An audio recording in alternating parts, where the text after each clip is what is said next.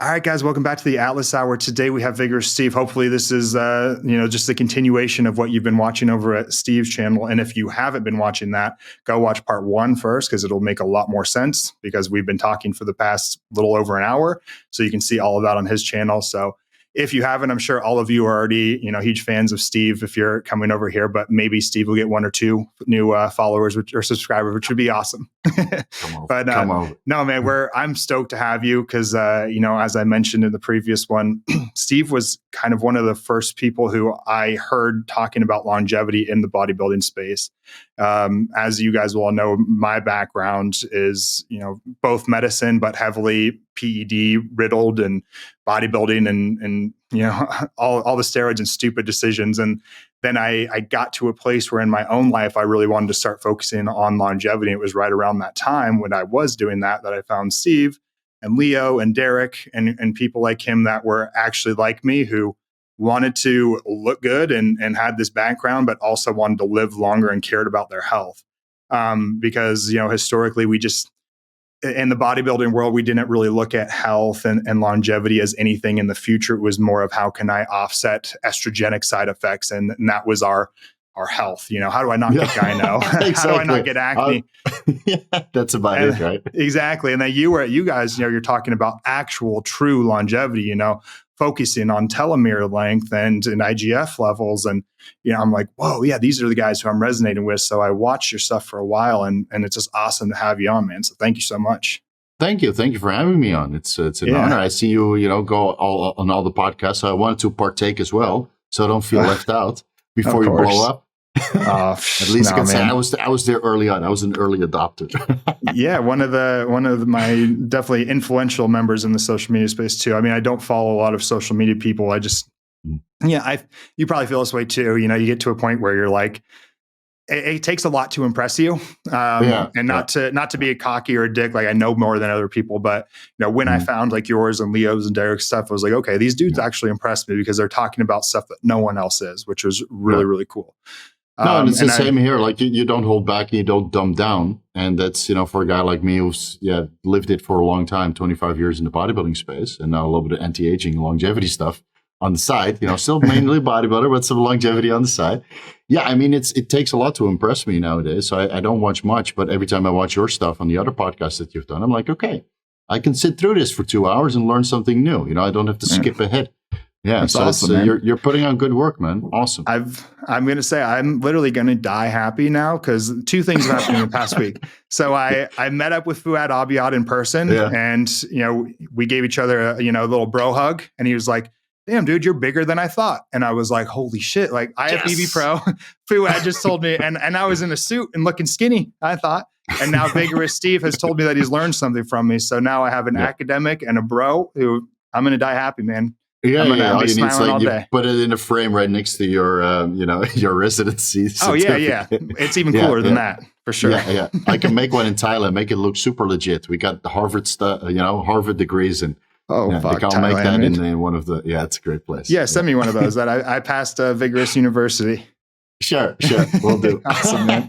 We'll do. Well, I was kind of hoping today to talk about the combination. We've talked about a little bit over on the first podcast, but today here, we got a lot of guys who, I think they follow us, my co-host Josh and I, because they do want to look good, but they also want to do some performance enhancing potentially too. They want to do it safer. I think a lot of my followers have come kind of hearing that I do things a little bit safer, and I think that you've really been able to embody that. You've been able to obviously look great. I know you don't think that you do because all of us have body dysmorphia, but I think you've got an amazing physique, and I think you probably do well. And of course, you're probably not going to make it to the Olympia stage, but you'd probably do pretty damn good in the amateur rounds. If I were to do a competition and put my heart and soul into it, I'd probably do something good. But do I want to at this point? I think you could get a pro card and put that on your Instagram. IFBB Pro. Yeah. What in reality, what will happen is they'll miss the mark with 1%, and then they'll be on everybody's YouTube channel like, Steve missed the mark. He doesn't train hard. He didn't take enough drugs. So that's the reality of what will happen. You could just show up to a really small pro qualifier where, you're the only one in your class, and then get an IFBB Pro card and then say IFBB Pro. That would be even worse. He didn't beat anybody. it's because you're under scrutiny now, but there's a lot of people who, not any names, but there's a lot of people who have that IFBB Pro on their Instagram handle that, have never competed in a pro show. Yeah. No, it doesn't mean anything. Doesn't mean that being said, I do think you would do well. But you're also, you care about your health, probably more so than, you almost take it to an extreme. How much lab work have you gotten now? I heard you talking to over 100. Yeah. So I think I'm up to 120 something. And that's, I've done like ultrasounds and CT scans and MRIs, and there must have been in like 25s also, the amount of organ imaging that I've done. That's not wild. Electrocardiograms doesn't count, but an actual echo on the heart and an MRI and a CT scan. Right? I've done all of that stuff on all the organs. And I don't know, I like to stay healthy. Like I made plenty of mistakes early on. And now that I'm on YouTube, it pays off to do all these metrics, because every time I do them, I have a video to make. And when I make the video, I can educate people, and I get, some consultation clients out of a particular situation. So it pays for itself to do all this blood work and imaging. You can write off the blood work. Yeah. Actually, you don't even probably get taxed hardly anything over there, huh? I've set it up in a way where it's you fucker. I give most of it. Yeah, that's why we live in Thailand, man. Yeah, I give like 40% of my money just away to go to do I don't even know what. I don't even leave this freaking office. Fight wars somewhere outside. Dude, I'm always like, all the things that I pay for, I don't even fucking partake in them. I'm stuck in this goddamn office all day. I know, it's terrible. 40% of my money I just hand away. I'm about to cut like a 20 grand check to the government. Dude, it's the exact same way I felt in Holland. I paid like 48%, but it's in reality 52% when I was doing financial business consulting. And I'm like, why am I doing so much taxes? So at one point when I lost my job in the economic crisis of 2009, I decided, you know what? I'm never going to do this again. I'll work for myself, because the government barely wanted to support me when there was no work in an economic crisis. So I went back on starting salary. I'm like, you know what? I won't take anything. I'll travel through Asia. And then in Asia, I realized that everybody's hustling and doing something for themselves. So I got a little restaurant and sell a little bit of this and sell a little bit of that and sell some lottery tickets, and they're making ends meet. So I got inspired that way. Yeah. And now I have like multiple revenue streams, and I keep the large majority of my income. Yeah. I pay more in salary than I do in taxes. That's for sure. Man, we have some like of our PCCs that kind of live around the world, and at one point I was like, I'm going to take off to one of these low tax countries and just live there. Mm-hmm. And then I realized that if you even stay a citizen of the US, you continue to pay taxes to the US if you're living in another country. And I'm not willing to give up my citizenship yet, but I'm like, fuck, because I thought I'd found a way out. Not yet. Go to Panama. You get a investment passport there or somewhere else and it just renounce. Okay. It's not the end of the world, man. There's great places to live. You go back on holiday for a month, but you can, you get yourself a ESTA visa. That's what I got. You get a tourist visa for your own country. You just stay long enough to make it work. But at one point, everybody that is financially secure and serious about their things, they got to look into their tax situation and look for places to, set it up, because, how are you going to take care of your kids when you're giving half to the government? Exactly. It's insane. Well, anyways, to get back to what we were saying, stupid ass taxes. We could go on that. This is off topic. This is just optimization in general. I didn't say health optimization. It's just human optimization. And part of that is beating the tax code. So, with your extensive lab work and everything, you've kind of, I think, been able to find a way where you can still look good naked and look good on lab paperwork too. So, kind of want to talk a little bit about that. And I guess we can just start with the importance of lab work, because I think it kind of starts there, right? So what are like your broad recommendations to those listening for their lab work, either on TRT or off, or cycling PEDs? How often do you think labs should be done? And then what kind of markers? Yeah. So I think everybody should go at least once per year. But if you're really into optimization, I would say every 3 months, because hemoglobin A1C, red blood cell count, hematocrit, those change within 3 months. Mm-hmm. And if you're really serious about your stuff and you're trying to, actively biohack, you take some performance enhancing drugs every month. No excuses. Yeah. Doesn't have to be full blood work panel, because again, like hematocrit, hemoglobin A1C, a couple of the other metabolic markers, they don't change in a 3 months period. They take a little bit longer sometimes. But like lipids, for example, if you make changes to your protocol or diet or whatever, you can check your lipids every month, your serum estradiol levels every month. Thyroid function every month, kidney function every month, even liver function every month. So it really depends on what you're doing. and how serious you are about your business and your financial security. Because again, blood work costs something. It's not cheap, right? But you get fundamental insight into your body and how this lifestyle affects your body internally. Because that blood work is not about the acne, about the hair loss. Maybe you can get some insight into it, but it's more encompassing than just those topical side effects that most people get. So if you have insight into what's going on, you are actively preventing, medical issues from surfacing later on. So you can, address it right away. Plus you get this, piece of paper underneath your eyes and you're like, maybe what I'm doing is not such a good idea. Or maybe I can optimize it further. Maybe my quality of life can improve if I get these markers in range. Now, that doesn't mean that you treat the numbers, right? We treat the patient. In this case, it's yourself. So ideally, I tell most people, okay, you're going for blood work, but before you do, make a little diary of how you feel. Rate your libido on a 1 to 5, and your hair loss on a 1 to 5, and your sense of well-being on a 1 to 5. And then with this piece of paper, you get the blood work, and then you start comparing. Right? Maybe the blood work shows that your libido supposedly should be horrendous, but maybe it's actually great. Yeah. Why do we need to bring estrogen down then or up? Exactly.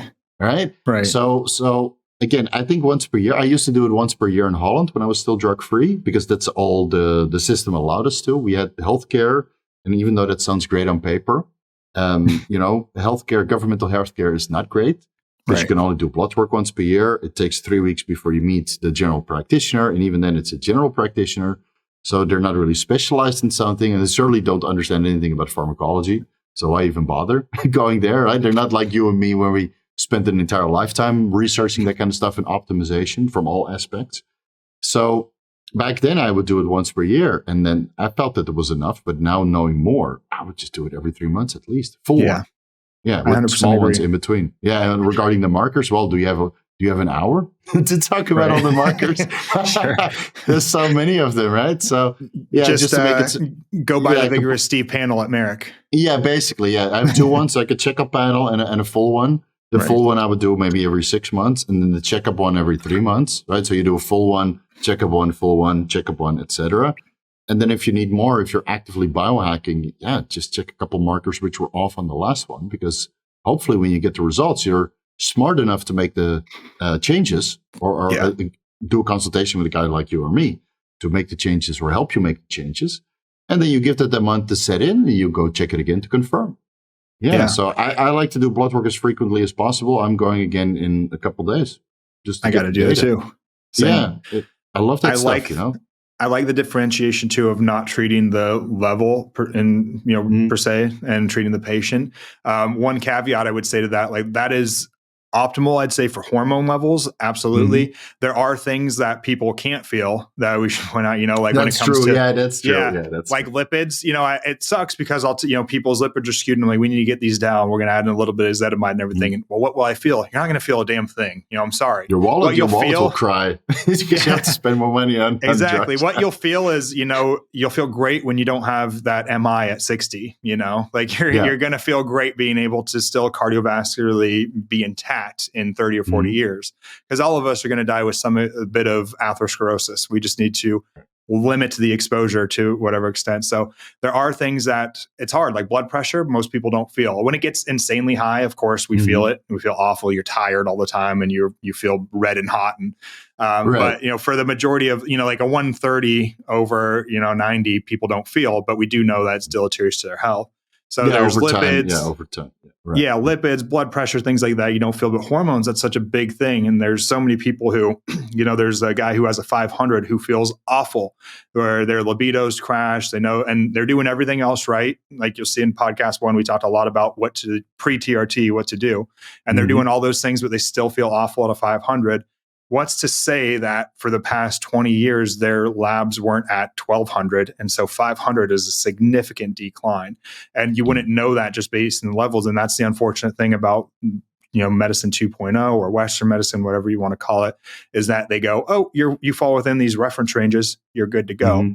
And the reference ranges are something that I just I don't even understand why we focus on those. I think if your doctor doesn't have a set of ranges that they consider to be healthy, I would say don't even go to one. If they just base it off the ranges, that's insane, because you're literally taking the population of people who get labs and taking the 2nd percentile to the 97.5th percentile. That's a massive range wherever the camera is. It is. Yeah. That's huge. Like, you know, and they don't put it, a lot of these doctors also don't put it together because a lot of these markers are interrelated. Yes. And they don't just see the numbers on paper and they okay, this one is in range, this one is out of range, but maybe it's related to 3 other markers. And that's why it's better to get more markers, you know, for actual indication of your health, because ferritin might be related to your high sensitivity C-reactive protein and homocysteine and neutrophil to lymphocyte ratio. All those 4, that's an indication of inflammation. One of them might be off, doesn't mean anything, but if 4 are off, you know, or some of them are slightly skewed, and then you can make a better assessment of what's going on. But unfortunately, not everybody has this knowledge. You know, especially in you know, some of the medical communities, they're just like, yeah, you're fine. And then you send the blood work to you or me, and like, no, wait a minute, you're not fine. Exactly. You need to address something right away, you know, because otherwise 10 years from now, you're going to die. And conversely, the other happens for like bodybuilders, you know, they're like, oh my God, your creatinine is so high, your GFR is only 60. And then it's like, well, don't you consider that this person just lifted yesterday, did a crazy leg day, they're eating 250 grams of protein a day, they're supplementing with 5 grams of creatine a day. So the issue is not that they are under filtering creatine, it's that they're taking in too much creatine, which is causing higher levels of creatinine. So it's not a filtration issue whatsoever. No. And so you need to have that knowledge. And it's crazy that so many practitioners don't even know that simple one, because that one, it almost seems stupid for me to say, because I'm like, we've harped on that for so long now. You know, the past decade, we've all known creatinine is not a great measure.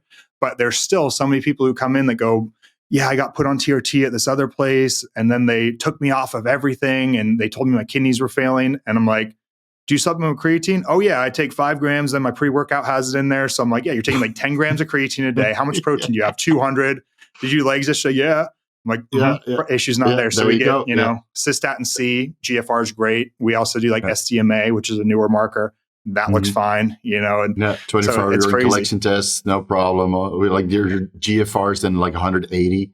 You know, because everything is filtered out properly, you know. Yeah, and in most of these clinics, they want to send you in for a biopsy. I've had that recommended to me 2 times now. Yeah, 10 years ago. So your creatinine is 1.5. We need to send you in for a biopsy because you're in chronic kidney failure. That can't be right. That's scary too when you're a young guy bodybuilding, because you're like, oh, kidneys, you know, I fucked myself up. Yeah, your blood pressure is in range. You're doing everything you can to manipulate that. And okay, you take creatine supplements and you may be on the Trimbolone sandwich. So your creatinine levels are a little bit elevated. And then you have to learn a little bit more. Thank God now through social media and YouTube, all those guys are aware of this, but the doctors are not. I know. It's wild. But I understand, you know, these doctors, they learned a lot in university. And then once they got their residency, they kind of stopped learning. Yeah. Because they're so busy with patients and the medical license, it's hard to give up after 10 years. You know, so I do respect those doctors, even though they don't know everything. And we learn on a completely different population. You know, we learn on a sedentary, unhealthy population that falls into those normal reference ranges. And then, you know, if you see an elevated creatinine in a couch potato, that's something to be concerned of, because the issue is not so much the substrate in the serum, it's more the issue of it's not able to clear it, you know? Right. And so, yeah, I get that, but you need to be able to have that nuanced approach of who am I looking at, and, you know, what other 5 markers, like you said, can I look at to put this picture together? That's even the issue that I have at Merrick is, you know, if you go through our process, first your lab work goes through the algorithm that prints out the recommendations and it's basically, and hopefully all of my patients listen to this first, that first thing that you get, the protocol is just, you know, it's like it'll tell you, oh, your testosterone's at 300. This might mean that you'll be a candidate for TRT or L-carnitine or tadalafil. But, you know, they're just saying this might be, and it's a little bit of information to give you so that you go into the consult better. But that computer wasn't able to look at all of the pieces, you know, like, let's talk about how you feel. And then, well, your DHEA and preg are low. You know, you've got all these inflammatory markers, your insulin resistance. Maybe TRT is not the first thing to jump to. So just because it said TRT might be, you know, there. I think that AI is just something to, you know, like, to inform the patient of things that could potentially be happening or going on. But of course you need, you know, oversight of a real, you know, doctor, somebody with a lot of experience and anecdotal experience from, you know, a lifetime of experimentation. And I get so many people piece together, coming in, and they're like, they read through the first pamphlet that they hand out, and they're like, I wrote it all down. You guys are recommending 70 medications. I'm like, no, you failed to read the first paragraph that says that this is not your protocol, and these are possible things. We're just trying to prime you because we only have a half hour together, and you spent a lot of money. We want to be able to fully educate you through this process too. So exactly. that's funny. Yeah, because otherwise, you can't cover all of that within 30 minutes. The potential outcomes. It's better if they read it through it themselves. I do the same thing. You prepare before a consultation. You read all the blood work and the circumstance on what the issues were, and then you have 20 minutes, 40 minutes to discuss it. But preparation is half the work, both for the consultee and the consultant at the same time. So and then you end up maybe with 5 recommendations of the 70 possible recommendations that you could give. But then at least you realize, like, okay, thank God it was not 70, but the 5 ones that are actually relevant to my situation. Yeah. And to go back on assessing the human and what they're feeling, I think more focus gets put on that latter where I said, a high testosterone may correlate with symptoms, and everybody clings to that, but I do think it's important to think about, are you actually having symptoms before you get tested? Because I have seen guys come in with like a 350 testosterone. You look at them, they've got good muscle tone, they've got facial hair. And they're telling me, those who are honest, like, dude, I actually feel really great. My girl and I have a great sex life. I'm horny all the time. I'm driven. I'm getting to the gym fine. I'm like, let's not do anything. Because then they start thinking and question themselves too, like, shit, on paper, my testosterone's low. Should I be not feeling good? And I like the idea that you said that, journal things out first and see how you really feel. And then it's like we talked about in the first part, like all the testosterone symptoms, are so catch-all. They're so kind of ambiguous where, it's like fatigue, it's good for lower libido. T clinics though. Yeah, exactly. Yeah. Right. They can prescribe it just like candy nowadays, So the libido one's probably the hardest one for me. You've probably noticed this too. As you age and become more mature and our focus becomes on other things, like my libido isn't half where it was. And then, think about, like, everybody thinks of puberty as being the gold standard of libido. And I'm like, at that time, what was your biggest concern in life? Like maybe turning in that history assignment. And then, other than that, it was just girls. Pussy all the time. That's the only thing you care about. Yeah. And whatever your parents paid for your rent, your parents paid for your house, everything. So all you could think about was pussy. That's all you cared about. Yeah. So it's like, okay, now you're an adult. You have a million things that you have people who depend on you. You've got a company, you've got deadlines. Of course, our libido isn't that big, and then and would you want it to be like that too? I do think that I wouldn't be able to work. No, exactly. I would be cheating on my wife all the time. I got libido for a couple times a week, not like what I used to. Then you can easily get away with, and then you just need alcohol and a lot of running and stuff around campus just to keep the libido suppressed, because otherwise you're all over the place. Right. Yeah. I mean, everybody remembers in the middle of class you got those tests, and then suddenly, hey, what's going on? I'm like, do that now.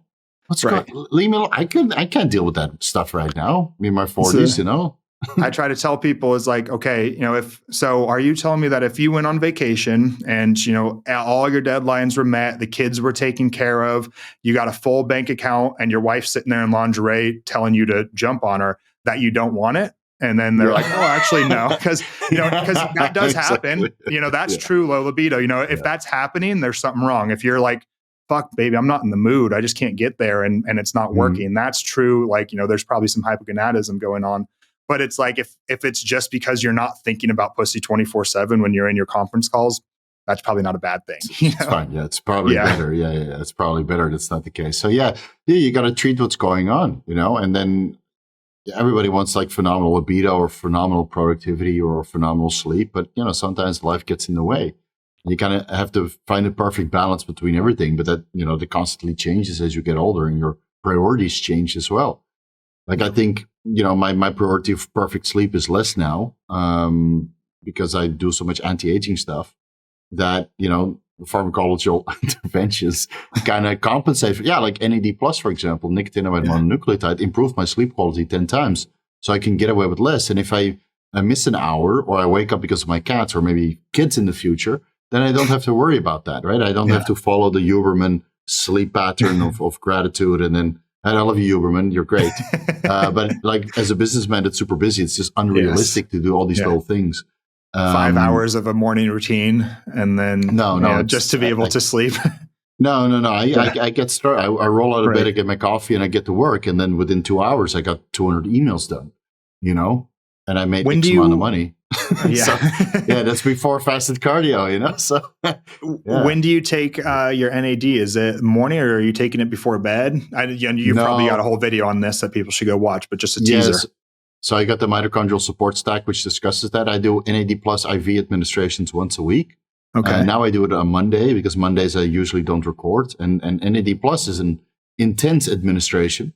It feels like a roller coaster, that last part where you go up and then the roller coaster starts. That first dip, you feel like that for like 30 minutes to 1 hour, depending on how well you can tolerate it. So I take 200 milligrams once a week, and then I sustain my NAD plus levels with nicotinamide mononucleotide supplementation. I tried NR, nicotinamide riboside, didn't do anything for me. So I take nicotinamide mononucleotide, and that way my energy levels are suppressed, or sustained. All these enzymatic reactions that NAD plus regulates, and NADP and NADPH. I mean, it's like turning the clock back 10 years. Do you take that in the morning? NAD plus I take, in the morning. Yeah. And then the NMR, same? The NMN I take multiple times per day. NMN, yeah. Some people notice that they can stay awake, but since I'm working basically the entire day up until an hour before I go to bed, that last hour I play with my cats, and then I fall asleep that way. Yeah, that's my decompression time. Yeah, awesome. So I can take NMN till the last meal of the day, but I can't take coffee 5 hours before going to bed. Do you use any glutathione?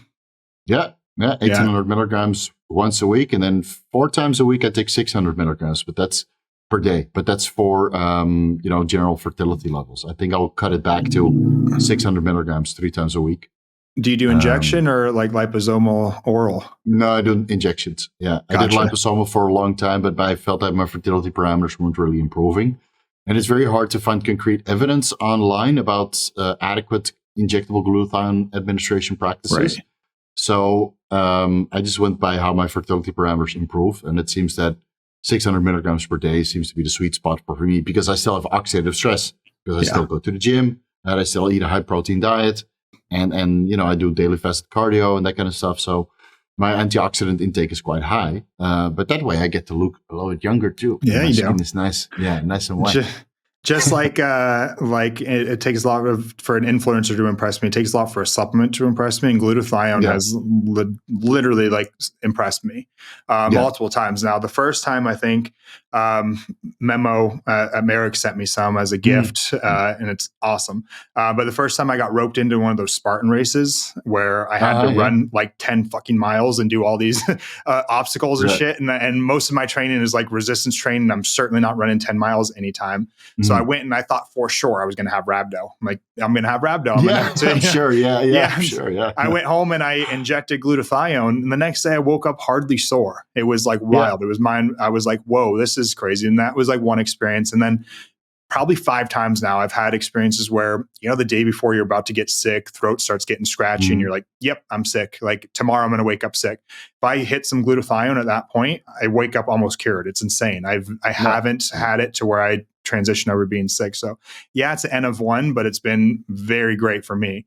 And then one of my buddies was talking about using it before bed for sleep. And so that's what I was wondering. And I have read papers that say that individuals higher levels of glutathione do seem to have improved sleep quality. Both REM and deep sleep are improved. But I'm just wondering if I should inject before bed or in the day. I don't know. I had terrible sleep last night, and I'm like, damn, I should have done glutathione. Yeah, give it a try. But otherwise, if you want a high potency antioxidant, I mean, melatonin, it's one of the best antioxidants. But higher dose just makes you groggy the next day. I tried to go up to 30 milligrams. Yeah, I went up to 30 milligrams and then I felt clinically depressed. So did you? 9 milligrams is, some people just don't respond well to melatonin. I take about 40 a night. Yeah. So you get a great result from that? Yeah. I don't get grogginess. I feel like it puts me to sleep. I don't feel groggy the next day. I use it mainly for the antioxidant properties, just, to reduce the oxidative stress. Because the sleep thing, it's like, it helps you fall asleep, doesn't keep you to sleep. And that's not most people's issue is staying to sleep. But for the antioxidant properties, I think it's huge because I think it's the best one for the brain. Yeah. Yeah. And it's like most antioxidants, for those listening, you have one antioxidant and it lasts as an antioxidant, as a free radical scavenger, whatever, for one pass through a metabolism, and then it's turned into other things. When melatonin gets turned into other things, it gets turned into other antioxidants, which get turned into other antioxidants. Like, it's pretty cool. So you get a lot out of it. There's a lot of bang for your buck when it comes to melatonin. Yeah, I love it. So I would take that one before bed in the glutathione, because it's a high voluminous shot. 600 milligrams is already 4 milliliters for most concentrations. So yeah, I would just do that intramuscularly in the morning. And the IV I usually do in the morning within an hour of waking up. And I mean, it changed my life so much. I really feel like I'm aging backwards after doing all the damage with the steroids and then the growth hormone and the insulin, even though I'm not shying away from that in the future. I think the antioxidant and the anti-aging stuff will stay in place just for productivity and well-being, because if you have melatonin, ND plus and glutathione, I mean, it's like next level vitamin C. Like, we all know that vitamin C is such a potent antioxidant, but I feel it's actually better as a collagen donor. So I take 1,000 milligrams vitamin C with each meal, but not for its antioxidant purposes, but as a collagen donor, right? It literally transports collagen through the body, and then when the collagen reforms, the vitamin C is cleaved off, and then you get this antioxidant property. So that's why I like vitamin C, because I do take collagen supplements as well. And I think that slowly over time just improve your skin, your hair quality, your nails, your connective tissue, and all the good things that come with that. Yeah, I love the collagen. I'm drinking the Gorilla Collagen right now. Yeah, there you go. Yeah, so go use Steve's code for that too. We're going to make you rich on this podcast. Yeah, you don't have your own discount code, Atlas? I don't. Where's Derek at for that one? Derek. I'll send him a text. All right, do it. But no, I love the collagen. It actually helps me to stay hydrated because I don't drink enough water, and so I do like the taste of that, and I'll pound a few throughout the day, and it just helps me to stay hydrated. I mix that with some greens. I feel like people have mixed opinions on greens, but if I can get some extra antioxidants in. Yeah, why not? I mean, it saves time. Some of those green formulas are actually quite good. You get the one day or all day you may, right? From Rich Piana, where you're sipping essential amino acids all day. So you're soon going to be jacked. Yeah, exactly. You're going to be jacked. But you do collagen and actually nutritious stuff. No, I do collagen, and then the other, it tastes like Earth's butthole. Basically, it just tastes fucking Soylent terrible. Green. Yes, exactly. It's good stuff. But no, I just pound it, and it helps me stay hydrated, and I feel like you get some antioxidants throughout the day, some vitamin C. You get all the different types of collagen. It's good stuff. Yeah, I like it. I'm happy that Derek formulated it, because I was hammering on him for such a long time. Because, for bodybuilders, usually we kind of shy away from the whey protein because it, can give you pimples and digestive issues, and I mean, it's convenient whey protein, but it's like, protein rich candy from my experience. So I'd rather go with collagen because it has better building blocks for connective tissue and everything else in the body. And if you have a good flavoring system like what Derek has, then it's a no-brainer. I only take collagen nowadays. Whey protein goes into my yogurt once a week. Right. And that's about it. But collagen, I take every day, twice a day. Yeah, it's phenomenal. Yeah, that one's nice. It's refreshing. It's kind of fruity. And so you can drink it like a water, just pound it. I like that. And I used to be like, I'd think about collagen as I thought it was a waste of money, basically, because, I'm like, well, it's going to be denatured as like immediately upon, but you are, like you said, giving all those building blocks. You have at the same time ratios of amino acids. Exactly. Yeah. With hyaluronic acid and vitamin C, so it's a no-brainer. It's basically the same as nicotinamide mononucleotide. They say that it gets broken down into nicotinamide riboside and then passes into the cell membrane and then reforms into NMN. But why take NR when you can take NMN at the correct building ratios for it to produce NMN within the cell membranes or within the cytoplasm of the cell? So, I feel that it works. I mean, I've been doing it for over a decade, and I haven't had any injuries since I started supplementing with collagen. And I have these stretch marks right on my chest and back and in between my legs, everywhere basically. And after supplementing with collagen, those stretch marks stopped because you have the elastin building blocks. Yeah. So they never got worse, but I got significantly bigger in the meantime, though. Yeah, you wouldn't be able to tell now, but I slimmed down. No, you look good, man. I still see you still got the traps, Yeah, a little bit. Yeah. So flexing all the time. No, you look good, man. So that to get back on track, for for those who may want to kind of push it and they're, they've done the TRT or whatever, maybe they're not, but they do want to do PEDs to some extent, probably not the Olympia level PEDs, but they want to do PEDs to be better than a TRT physique, but they want to stay healthy. Like, first of all, is that even possible? Can you still stay healthy and focus on longevity and do PEDs? I think so, yeah, but you have to be moderate and monitor your blood work and your organ imaging, because blood work is not enough. It doesn't tell you the full story. It's a good start, right? You're already a kilometer ahead or a mile ahead compared to the people who don't do blood work. But there's another level to that, especially when you get older, and that's organ imaging. Now, I think Merrick Health can, write the referrals for that as well if it's required.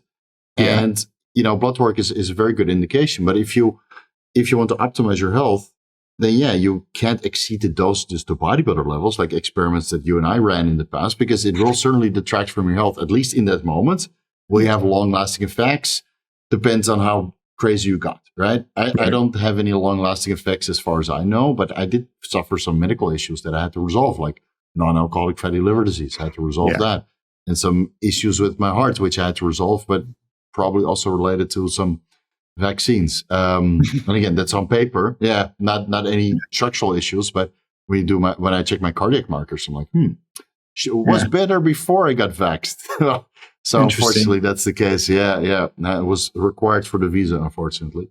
So I had no choice. But, so all these things you have to be proactive about. And then I think if you limit yourself to, medically supervised TRT or hormone replacement therapy, which is what I prefer, where you micromanage the DHEA, pregnenolone, perhaps HCG, growth hormone, but at low dosages. I think if you do all of that, then the quality of life will certainly go up and your health will stay sustained, even though the blood work, some parameters like the creatinine, for example, might not fall within, recommended parameters, but overall quality of life still improves because cystatin C is still good.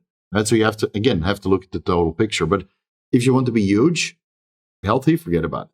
Right. Yeah. Just at least not in the moment. Right. Yeah. I mean, just being huge and by itself void of PEDs is detrimental to health. Yeah. It's not the best, but I do think a physique like yours is probably, it's probably not an unhealthy physique to carry around the muscle that you're able to maintain. Yeah. Now, no, but back then, yeah. I mean, I had my fair share of super elevated liver enzymes and super high hematocrit and super high creatinine levels. And to the point you're like, I don't think this is very sustainable, and the pictures are sustainable because once the pictures are there, they're there forever. Thank God. At least they don't deteriorate. So at least I have the pictures. But every time I took pictures where I looked phenomenal or great, I was not in a good state of health. Right. Felt like shit. Felt like shit. And I just, and you're happy with the pictures and like, oh, thank God I routed through. So now you have this, to show for it. But I think I was better on TRT. And then, you can maintain some of it. But I don't think I would be able to build that mass on just TRT. Right. With the mass that I had. Now I just have to sustain it. And most guys, in my position will say the same thing. I did my crazy dosages in the past. I can sustain it on TRT, but I wouldn't be able to build this on TRT. Yeah. So you need to maybe get into a state of unhealthiness if you want to have a really impressive physique from a bodybuilder perspective. Yeah. That you can now maintain. Right? And even then, now that I'm off TRT, I'm slowly falling apart. I'm going to be honest about that. Guys that don't change after stopping TRT, they're probably not off TRT. True. Message here. I feel like you're still maintaining a decent amount of mass, though. We're always our worst critics, But you like now, man. I lift 2 times a week at most. Now I eat 2 meals a day. I don't do anything right, and I still when I was at the gym the other day, had a nice pump, and one of my friends was like, dude, are you on gear? Like you're looking good. And I'm like, no, I just got a pump. But that was nice to me, because I'm like, damn, I know that I've lost 40 pounds, but to the average person, I still look like I lift. But you're able to maintain a significant amount. But I like to tell people too, I think that what a lot of people don't do right is they jump straight to the extreme doses. Like even my first cycle of 500, if knowing what I know now, if I could go back, I probably would have done a cycle of 200 my first time around and exhausted that. And I probably would have got pretty similar gains. I probably wouldn't have had as much, terrible test flu that I had due to the shitty oils and all the solvents and everything. Like it was a bad time. I really didn't enjoy that first round. Like I thought that I did because I was fucking killing it in the gym and I was getting bloated and big, but I think I could have made good gains at like 200 and exhausted that. And then the next time around, maybe made that gains at 300. And I probably could have done a few 300 cycles until that, peaked out. And then I probably maybe could have gone to 400, maybe not, depending on if there was estrogenic side effects or not. And if not, maybe add in a DHT derivative at a low dose and then slowly titrate that up and then maybe add in something else next time. And you could probably do 10, 20, 30 cycles before ever needing to do what yours in my first cycle was, Yeah, I agree. Yeah, I agree. I got lucky because my first cycle, I just did 250 milligrams of test. Yeah, because on the forums, they said 500 tests and a deanable kickstart. It never made sense to me because you go through these cycle logs and then by week 4 or 5, people are already aborting because they get too many side effects. So I'm like, I want to try after 10 years of natural bodybuilding or 11 years. But I'm going to start half the dose. And everybody thought I was crazy. And even my steroid dealer at the time, and IFBB Pro, all pharmaceutical grade, so at least I got that right. He's like, you're a horrible customer. You buy like 10, 13 ampules, and that's your whole cycle. What are you talking about? Everybody else buys like boxes, Stop messing around. This is what I'm going to run. And I had a good experience. My first cycle was a great experience. That's awesome. But then, with consecutive experiments, it kind of, went rampant because I went on the message boards. Yeah, not a good idea. Not a good idea, unfortunately. But, I think I could have made so much progress just sticking to similar protocols. And I did that when I was still coaching with a lot of guys. You just start them super low and you build up as needed until they get their dream physique. And then it's not even bodybuilder dosages. It's like 350 milligrams of steroids in total per week. Yeah. And fully optimized diet, fully optimized training protocol. So you can actually accomplish quite a bit with a lot less than people are talking about. But if you want to be a freak, you have to abuse your body, unfortunately. Right. Unless you're a genetic freak, but how many of those are walking actually around? Very few. Yeah. The fully optimized diet and training protocol are 95% of it. And I just harp on this all the time. And I want to get it out to everybody because I was the one who was stupid and didn't optimize those things. I didn't do progressive overload. I didn't have a diet that was dialed in. I was also always wanted to stay lean. And so I was always afraid to push past anything that would make my abs get blurry, because we do have this social media age where, I don't know, I just wanted to look good on camera.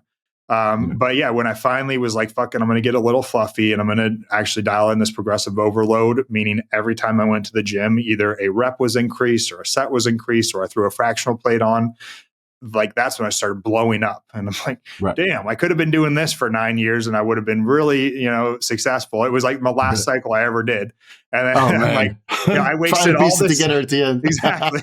Like I wasted all this time just pinning shit and like, I had these massive delts that were just full of oil and stuff because there were 3 cc's a day. Like, I missed that part just because all that volume of oil was like, sometimes I'm like, would it be bad if I just threw some MCT oil in my delts?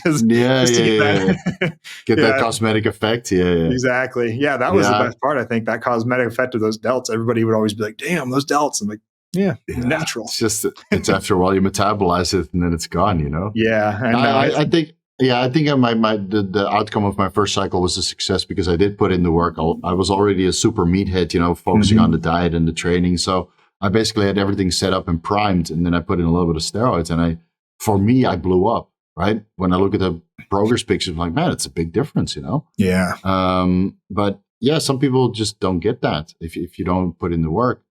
And of course, like we discussed about TRT, if you put in the 6 months of getting healthy and then you go on TRT, then you get a good outcome. And I think it's the same with bodybuilding. If you put in a couple of years of foundational work, build that foundation, your natural potential, or at least close to it. Yeah, and then the outcome of your first cycle is way better. You don't need to run anything crazy. It can be even TRT dosages, or 250 milligrams a test, 1 ampule per week. I mean, I've seen it happen over and over again where guys get great results if the work is there. Yeah. I think there's an argument for the TRT due to sustained optimal levels, where you're not getting the diurnal rhythm of high and low. Like if you are able to go on 150 milligrams of testosterone a week and keep your testosterone at 1,000 nanograms per deciliter 24/7, I do think that there's improved opportunity for hypertrophy from in a 24-hour period. And maybe that's all you need. That would be, that would be awesome if you can get away with just that. I see all these physiques pop up now, and everywhere. Like these guys come from like 400, 500 to 1,000, which is double, but then double the entire day, like you said. Yeah. And these guys transform. These guys transform. Again, they put in the work the first 6 months or 1 year, try to optimize their health, right? They do everything right. And they do everything under guidance. And you get the progress picture like, dude, I can't believe I look like this. I said, well, you didn't even do anything exciting yet. Imagine if you did something exciting, but then of course it will detract from the health. And most, guys nowadays, they're more informed because we didn't know. We didn't know about any of the stuff we know about now. Right. So now we're way more cautious. Yeah, I wonder what I would have looked like if I didn't make all those crazy mistakes. Probably, I probably wouldn't have a YouTube channel, though. I wouldn't be talking about it. I wouldn't have anything to talk about. Yeah. I said when I was on Fuad's first podcast, I kind of said a few times like, oh, I don't have anything to say for all the shit that I did, because I did cycles as big as Fuad did, but I didn't get anywhere with it. And somebody put in the comments, this dude keeps saying he didn't get anywhere, but like he's built this whole following because of that shit he did. I'm like, true. I give you that. Right. Like, that's true. I wouldn't have any experience. I wouldn't be able to help guys as just a stupid foot doctor if I hadn't had done the stuff myself, And the weird thing is like, there's thousands of guys that did cycles like Fuad, but only Fuad got there. And even Fuad has to pay, a little bit with his kidney health nowadays. Yeah. And then guys like you and me, we end up on YouTube and talking about our experiences and helping the community actively. So we can't feel too bad about, doing crazy cycles and then, not having the physique to show for it, because that's the majority of guys that did these crazy cycles. Yeah. And even the guys that did the crazy cycles, they now pay the health consequences. So long story short, don't do the crazy cycles. Stay modest. But if you do them, hopefully you can transfer your knowledge of not to do that on YouTube or another platform, because it's that being said to too, spread the message. I'm happy that I picked that as my vice and not like, smoking cigarettes and eating McDonald's, if I would have done a decade of that versus a decade of anabolics, I would pick the decade of anabolics personally. Do you feel that way too? I agree 100%. Yeah. So, I don't even consume alcohol. I don't do any of those other things. Once a year, maybe. Yeah. Okay. So I drink maybe every 3 months. Yeah. Give or take. Birthdays and holidays. Right. It's not that I don't drink. I just, I'm so busy and it just doesn't fit into my lifestyle I would never have like a fridge full of beer. I don't crack one open at the end of the night, No way. Yeah. No, but if there's a celebration, I'm not going to say no. Right. Yeah, and then you do drink something proper, right? Not a beer, but you drink a scotch or a proper bottle of wine or something like that. Yeah, but still, I'm honestly, I can't even tell the difference between shit. I'm like, if I'm going to do this, I want to hit a certain, feeling, and that's all I care about. Right. I don't give a shit if it's like the cheapest or not. I need to learn how to be a little bit more. What I've gotten really into recently is espresso. Like I bought a super expensive espresso. That's good. machine. Yeah, that's good. That's something. That's connoisseur stuff. Yeah, exactly. I can taste the hints of pear in this one, Yeah, exactly. So when we're at Swiss, I'll try to smuggle in some Cuban cigars. If you work at TSA, just let me through. Yeah. Do it. I'll try to smuggle in some cigars. So after Swiss, we'll go to a proper cigar lounge, because I think with time, when you realize that you don't have so many times to spend drinking or doing like that kind of like obscure things that are bad for your body, if you only have like a couple times per year to do that, then it needs to be good. Right. It needs to be very expensive whiskey, and it needs to be very expensive cigars, ideally illegal from Cuba, right? Very high. And then when you do it, you feel like I'm doing something naughty, I shouldn't be doing this, but it's so good, right? So this is my kind of like philosophy. Like I take care of myself 24/7. Maybe 360 days a year. And the other 5 days I go ham. And then I need to be high quality. Yeah, I think that's a pretty good ratio, right? Like, okay, I have my cheat meal on the weekend, but that's not very exciting. That's sushi. Ooh, I'm going to die from that. Right. But yeah, when I do go ham, I want it to be super luxurious and snobby and connoisseur-like. And then, I do go to a nice cigar lounge and I get the most expensive cigar and the most expensive whiskey. And if it costs me $200, I don't care. Because it only happens once in a blue moon. Blue moon might happen more often than when I go ham in the cigar lounge. How do you feel after a night of that? Like if you go out to a steakhouse and you have a drink and then you go to the cigar lounge the next day, do you feel wrecked? Because I feel awful. I feel it. Yeah, but Dude, it's worth it. Yeah, I mean, it's worth it. But I had this epitome where we went to a Christmas dinner, and I don't even think I drank that night. I just ate the shit that everybody else was eating. Oh, Next day I all the woke up, I inflammatory was stuff. bloated, man. Yeah, I was bloated. I had, things under my eyes. I was all dehydrated. I felt like it was a night partying in college. And I'm like, damn, this is people's every single day. It's no wonder to me that people come to me saying they feel like shit. I can't imagine if you do that every single, most people are the opposite ratio of you. 360 days of shit and 5 days a year, around New Year's, January 1 through 5, they eat well. I was just going to say that. Yeah. And then the good resolutions are already out the door. I can't. Exactly. It's too difficult. Yeah. No. So I feel wrecked the next day because usually paired with like some shitty meal. And if it's just a lot of processed food, you just feel horrible the next day. It's crazy. So, like if I have like a couple glasses of whiskey and maybe a cigar, and then it's so much oxidative stress and then poison in your body. So I better have something to celebrate, whether that's my wife's birthday or my birthday or a friend's birthday or some sort of accomplishment. Yeah. If I want to go ham, it has to be earned, just like TRT needs to be earned. Right. And then I do it once in a while, but I need 2 days off after that. We should just bring the IV bags with us. Yeah, just bring the NAD Plus the next day. just wheel it in with you.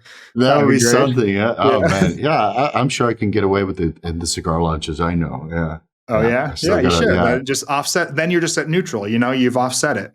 Yeah. Then the bill goes up like 3 times because I need to bring the nurse and the IV bag, and then pay the nurse an extra fee because she doesn't want to be in a cigar smoke all the time. Yeah. True. Yeah. It really makes a premium. Yeah, but it makes sense. Yeah. I don't think I could stomach NAD Plus at the same time I could stomach alcohol intoxication. Though. Oh, yeah. It does make you feel a little nauseous, huh? Ooh, yeah. And of course, if you smoke cigars, the nicotine buzz that you get is quite substantial also. Yeah. Yeah. So nicotine the alcohol takes the edge off. To pick up. I like the idea of nicotine, like nicotine gum and everything, but I'm already have caffeine as my addiction. So I'm like, I have so many friends that try to pawn it off on me, and I'm like, no, I don't need another addiction. Honestly, the nicotine, the benefits you get from it, you can get elsewhere that are far less addictive. So this nicotine, like, you need to go with snus or the patches or the gum to get cognitive aids, but you can get cognitive aid from so many different things, and being healthy is also a very huge cognitive aid. Ketogenic diet is a huge cognitive aid. Right. Fasting, exercise. Yeah. Exactly. It just put a little bit of effort. You don't need to put stuff underneath your tongue. I think it's so funny. Like, whenever I look at, I'm a victim of this too. I'll be looking at these exotic compounds that will help 0.001%. Then you look at the data and you're like, wow, exercise is like a 40% increase. And I'm like spending $70 on this exotic compound that's 0.001%. Like, what the fuck? Why didn't I just, spend that time to go walk on the treadmill, and I would have increased my, But I'll be fair. If you're already doing all that stuff, all the superficial optimizing stuff, and then 1% can make a pretty big difference, So absolutely, I do get it. I mean, I'm a huge biohacker too. My last cycle was like 70 compounds total. It's crazy. And not 70, but it was a lot. Yeah. When you look at my cycle, it's like multiple pages of things that I'm doing, all at very low dosages, just to optimize every little vector possible. Yeah. And dude, I was so productive. It was insane. Was that insane. A cycle for hypertrophy, or because you do other things? You do like everything. So I was for bodybuilding, but also for productivity and anti-aging all at the same time. And I think those 4 months that I ran everything at optimal dosages, man, I was so dialed in, better than I am now. Did you make a video for that? I'm guessing you probably did. Yeah, just every month I would do a blood work video discussing the protocol. Cool. But during that time, man, my business almost doubled in revenue. Awesome. That's in as little as 4 months. And, I got so much work done, man. It was insane. Yeah. Yeah. And I'm now kind of trialing on that. Of course, my business took off more since then, the last 6 months, because it's continuously improving. But I think I have 4 very productive months, more productive than I am now. Yeah. But I'm playing video games also. So it doesn't really help. And playing with cats and smoking cigars. Yeah, playing with cats. Yeah, exactly. Yeah. One of the things I like too is like those kind of micro doses of multiple things to come to, instead of just, hitting one thing super hard. Like we would all just jump on the testosterone bandwagon and be like 2 grams of test. And then it's like, that's fucking crazy, dude. What if we just did like 1 gram total with a ton of different smaller compounds, and hopefully the net like side effect is much smaller. And then hopefully sticking to things like when it comes to anabolics, I don't think there's, like we talked about previously, I don't think there's a need to do things like SARMs. A lot of the orals I don't think have any place. Even some of the injectables, things like mint and equipoise and stuff, like why would we use those when we have decades of data on, human trials on things, so we can actually see and measure what's happened to them.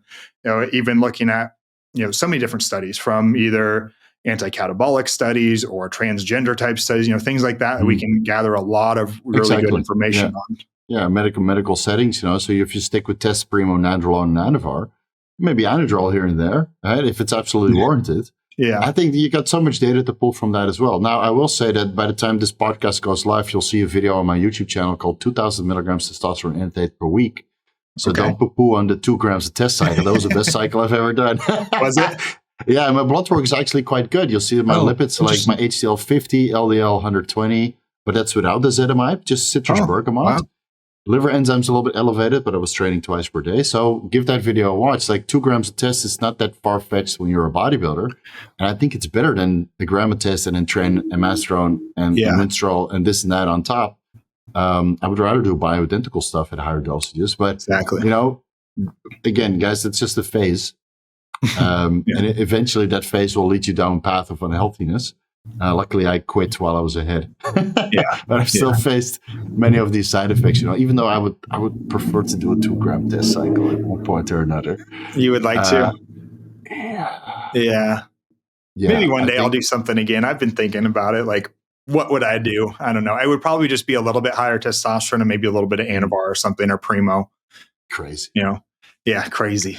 Crazy. But I would like to do a high test cycle with some high growth and maybe some insulin IGF-1. But let's see what happens when I have a baby. I'll probably think about that completely differently. Yeah. See, I just care so much about business right now that I can't think about like the time that I would need to leave the office to go to the gym.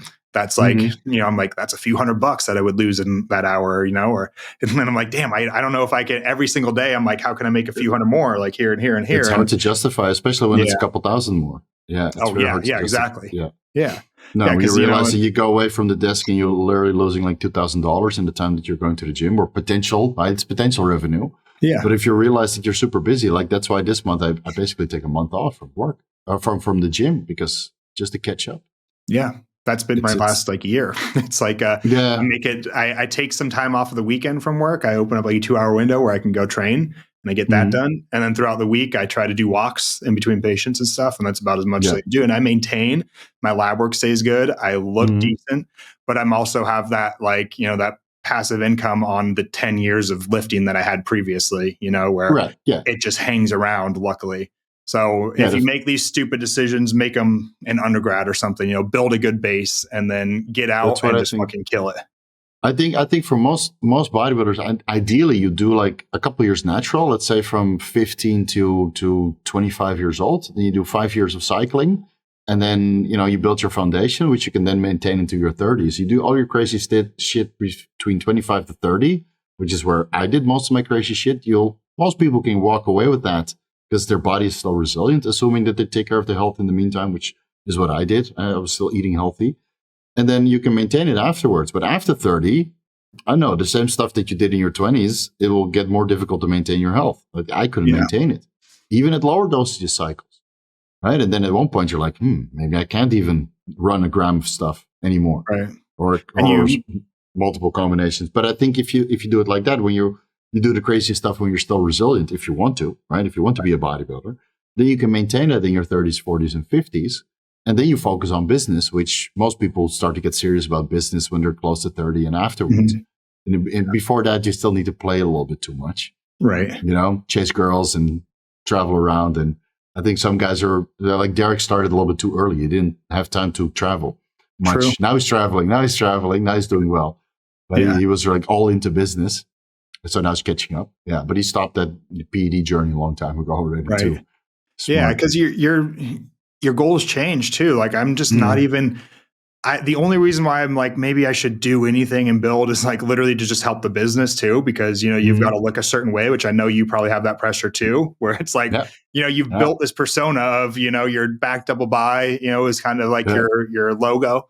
And it's like, you've got to be able to, when people see you present or something, that you're not a fake, I'm like, shit, I'm going to go to Swiss. I got to meet Steve. I better at least look like I lift next to him in the picture that I take, And so don't worry, I'm going to go back and cycle by the time. Yeah. My wife will be. God damn it. Yeah. My wife should be pregnant by the time. Based on my fertility parameters shooting up, I think we're ready to conceive in August. I better step up my game for the next, what is it? Yeah. When is that one? I forget. That's in late last week of October, I think. All right. I better step it up. 18, 19 or 17, 18. Yeah, something like that. Okay. So I'll be, hopefully 1 month out, I can start again. My wife will be pregnant and then, or at least freeze. No. If my wife isn't pregnant, I'm not going to freeze all the sperm and then go back on cycle. But yeah, if she's pregnant, then we have the green light. And otherwise, I'll just be 200 pounds. Yeah, which looks good. Yeah, it was skinny 200 pounds for me. Yeah, I do feel like outside of the social media world, being just fit is better. Like I've got one of my best friends is a dentist as well, and he's pretty damn jacked, and he feels like it deters from what he does. Like he feels like he has to cover up when he goes to see patients, because you don't want to be this musclehead, No. Like society has society's like, if they look at a fit dude, it's like, oh, that guy takes care of himself and he looks great. But if you look too fit, then their mind goes to all he cares about is his muscles. He's an idiot, Yeah. So you got to find that perfect medium. Yeah. That's one of the reasons why I never cycled when I was still a business consultant, because, you have to fit into a suit and wear the watch and you drive the company car. And if you're too muscular, I noticed that during the off season when you're a little bit more fluffy, but you fill out a shirt and it's tight when you sit forward, right? You got all those, man, it's horrible. The buttons are always open like this. Yeah, it's all jacked. Yeah, exactly. The thing is up until your ears, the board. And then, so I realized, like, wait a minute, if I ever do a cycle while I'm working like this, nobody will ever take me serious. And I was already one of the youngest business consultants at that time that was actually doing, high level projects. So that always deterred me to really take steroids, because I thought I was going to make a career. Joke's on me. I made my career talking about steroids. But it was always a deterrent for me because nobody would take you serious. And I remember one of the projects I did, one of the CEOs was a bodybuilder. He was huge, jacked, and we had a lot of off-topic discussions about bodybuilders. And he said, "Yeah, nobody takes me serious." Yeah, because I look like this, but I love it, and I'm the CEO, so I pay people to take me serious, so I don't have to care. But when on his way up, nobody would listen to him. So it's weird. But now I'm the CEO of my own YouTube channel, so I don't. Yeah, now you can be as big as you want. Exactly. Exactly. Well, man, should we wrap it up? I know you got to get to sleep. What time do you go to bed again? Like 4 in the afternoon? No, I go to bed at 4. Yeah, you're early, so we had the good time. So it's only 7 o'clock in the evening now. So I'm good, but I think you have a surgery. That's why we're going to wrap it up. I do have, I got surgery coming up, and I got to make some espresso. There you go. Yeah. You got some kitties to play with? Yeah, always. Yeah. I got a dog who's sleeping right now. It's great, man. Having cats in the house, especially when you work from home, you need these pets around because pets are huge, man. I think it's like one of my biggest things. I'm sure kids are better, but like my dog, man, shit. Like it's so much. It I don't know, elevated my life to a whole new level. The oxytocin, 100%. Even probably the microbiome that they bring in, like so many. I'm sure they're licking your face all the time. Exactly. Just licking their balls. I get through this. Well, I love it, man. That's the best investment I made. Like the best thing I ever bought in my life. We're getting 6 cats. I bought 1 and then suddenly I had 6. Yeah. Damn. Yeah. I can highly recommend it. I'm sure kids will do the same. I'm like, because I feel like I talk about like having my wife and my dog has been such a hack for me because, in my cycling days, I was just kind of a asshole and would, cheat on everybody and fuck around. And I never really like hammered down and was able to work and grind the way that I do now. But having them to take care of, it's like, it's such a hack. I'm like, damn, like if I can make, like you said, $1,000 more this hour, like I'm going to do it. Where before I'd be like, fuck it. Like some pussy's waiting down the road. So it's totally different. It's crazy. Like being this, high value man, it's, I don't know. It's good. Kids help a lot. Everybody that I talk to that has kids, they say that you get a whole new level of motivation out of it. Yeah. And just to make it work. To see the Vigorous Steve girl. Yeah. Oh boy. It's going to be a baby girl. No, Yeah, it's probably going to be a baby girl. Yeah, it's probably. Yeah. Yeah, no, we'll see. My wife wants a girl, so I said I should stay on cycle then. Yeah, so exactly. No, just come on. Yeah, come on. But if you have a boy, we'll have a little army of muscle men in the house. Yeah, it's going to be fun. I'll keep everybody updated. Hey, good luck today, man. Good luck on your surgery. It was great to talk to you. Awesome. Yeah, man, it was awesome. Where can people find you? I'm sure, like I said, probably 100% of my followers already follow you, but Vigorous Steve. Just type it into Google and you'll find me. It's very easy. And otherwise, all the social media links will be down below. All the discount codes too. Right? Use Atlas for Merrick Health and use Vigorous for Gorilla Mind. There we go. And then all things will play out. You know, you get a discount everywhere. I'll have Steve put in a plug for me to Derek. Yeah, I'll tell him. So that, he just hooks me up with the stuff now, so it's great. I just got the protein You're on social bars. media now. You're an influencer. You need your own code for Gorilla Mind. Yeah, Gorilla Mind. Yeah. I've been trying to lean into that whole influencer title for taxes. I'm like, what can I say that I'm using for influencing that I can write off? Apparently you can write off a Lamborghini as a tax. All kinds of shit. Yeah. It's amazing. Yeah. I should learn about that stuff, but I keep most of my money. Yeah, exactly. You're lucky. Yeah. I know, it's so dumb. I'm like, what's better than a tax write-off is just saving your money. Like, I'd rather why would I rather donate to a charity to not pay taxes? I'd rather just keep the money myself. That'd be so much cooler. And then give it to your family. That's a very nice donation as well. You want a free holiday? Yeah. Here it is. Go. Exactly. Have fun. Yeah. Well, all right, guys. We will see you in the next one. And again, if you didn't watch this one, go watch Steve's, and hopefully there'll be some more of these in the future. For sure. Good to talk to you, man. I'll talk to you soon. Take care. All right. See ya. Ciao.